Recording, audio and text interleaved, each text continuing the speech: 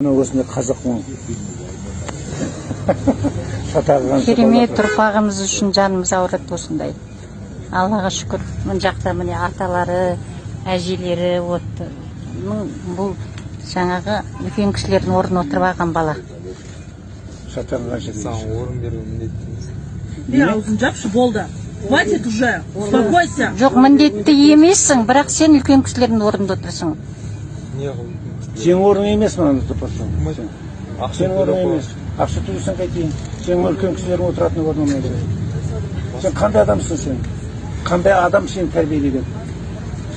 Қандай ата-анаң бар сенің? Шатағың қанша? Сен қазақ еліне керек адамсың ба, керек адам емессің ба сен? Сен орын маған бес дейін. Қандай ұрпақ өсіп келеді біздің Қазақстанда? Шатағың қанша дейді?